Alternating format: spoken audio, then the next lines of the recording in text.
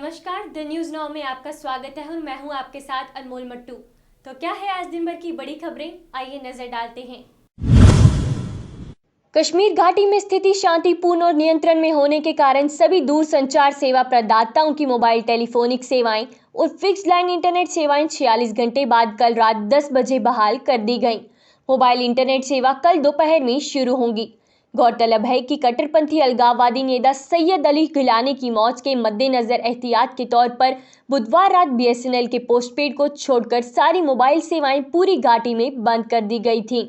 BSNL के broadband और Bharat fibre को छोड़कर फिक्स्ड लाइन पर इंटरनेट और मोबाइल इंटरनेट पर भी रोक लगाई थी। कृष्णा घाटी सेक्टर में नियंत्रण रेखा पर आधी रात के बाद घुसपैठ की कोशिश को सेना ने नाकाम किया।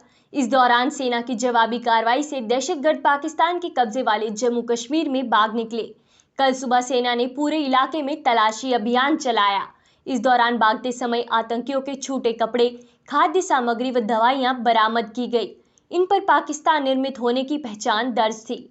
सेना प्रवक्ता ने बताया कि घुसपैठ की कोशिश को नाकाम बनाया गया है। सीज फायर का उल्लंघन नहीं हुआ।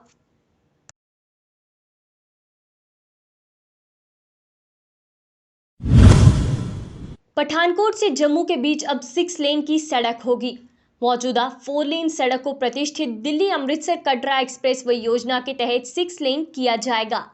इससे सफर आसान हो जाएगा। सांबा जिले के जग से जम्मू जिले के कुंजवानी तक सड़क निर्माण को मंजूरी दी गई। इस सड़क और कुंजवानी से चौथे तवी पुल तक फ्लाईओवर निर्माण के लिए 1871.72 करोड़ की राशि मंजूर हुई है। केंद्रीय परिवहन एवं राष्ट्रीय राजमार्ग मंत्री नितिन गडकरी ने ट्वीट कर इसकी जानकारी दी है। उपराज्यपाल मनोज सिन्हा ने कोरोना की तीसरी लहर की आशंका को देखते हुए प्रोटोकॉल का उल्लंघन करने वालों के खिलाफ सख्ती से पेश आते हुए प्रशासनिक कार्रवाई करने के निर्देश दिए हैं। उन्होंने कहा कि पुलिस और सिविल प्रशासन एसओपी के पालन को सुनिश्चित बनाने के लिए सभी कदम उठाएं। टीकाकरण को बढ़ावा देने के लिए सरकार ने प्रतिदिन 1 लाख वैक्सीन खुराक देने का लक्ष्य रखा है। उपराज्यपाल ने कहा कि कोविड एसओपी का सख्ती से पालन करवाने के लिए पुलिस और नागरिक प्रशासन की संयुक्त टीमें काम करें। संवेदनशील इलाकों में कोविड गहन परीक्षण को सुनिश्चित बनाने को कहा गया है।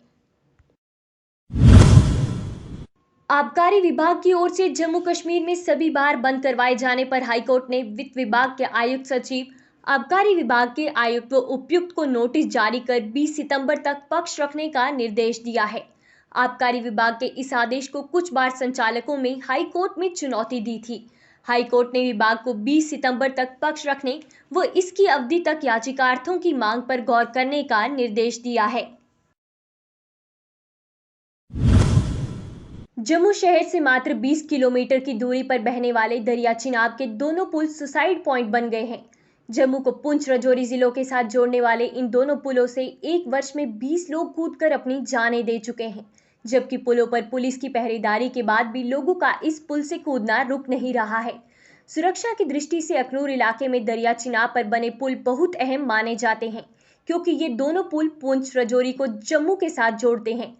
पाकिस्तानी सीमा के साथ लगते दोनों जिलों में सेना की आवाजाही भी इन्हीं पुलों से होती है। उपराज्यपाल के सलाहकार बसीर अहमद खान ने अधिकारियों को निर्देश दिए कि सर्दियों में जम्मू संभाग में बिजली की सप्लाई को सुचारू बनाने के लिए अभी से पर्याप्त प्रबंध किए जाएं। उन्होंने बिजली के सभी प्रोजेक्ट समय पर पूरे करने के लिए कहा।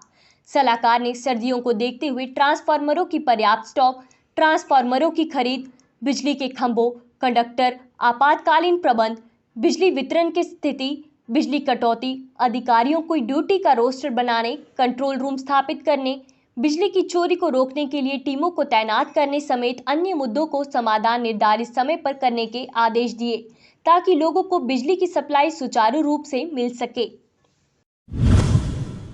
अलगाववादी नेता सैयद अली शाह गिलानी के निधन के बाद घाटी में लगाई गई पाबंदियों व एहतियात के चलते बंद जम्मू श्रीनगर राष्ट्रीय राजमार्ग पर आज यातायात फिर से बहाल कर दिया गया। हालांकि उधमपुर में रोके गए घाटी में जाने वाले वाहनों को उधमपुर से आगे रामबन और बनिहाल तक जाने की अनुमति दे दी गई है। बनिहाल के बाद आगे इन वाहनों को कब छोड़ना है, ये फैसला ट्रैफिक पुलिस मुख्यालय के निर्देशों के मुताबिक लिया जाएगा। डिविजनल कमिश्नर डॉक्टर राघव लंगर ने संभाग के जिलों में प्रधानमंत्री आवास योजना शहरी PMAY-U की स्थिति की समीक्षा के लिए आवास और शहरी विकास विभाग के उपायुक्तों और अधिकारियों की एक बैठक की अध्यक्षता की। बैठक में commissioner, Jammu municipal corporation, VCJDA, MD JNK housing board, director urban local bodies, cluster heads of JNK bank के अलावा जम्मू संभाग के डिप्टी कमिश्नर्स के साथ साथ अन्य संबंधित अधिकारियों ने वीडियो कॉन्फ्रेंसिंग के माध्यम से बैठक में भाग लिया।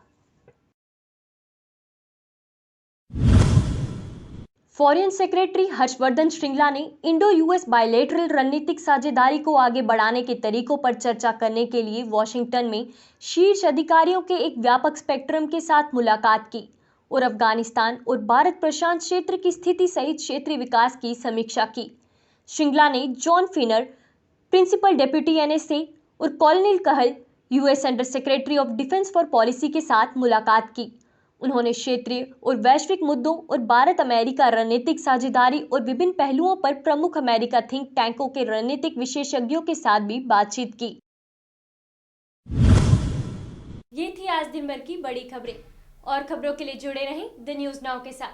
धन्यवाद।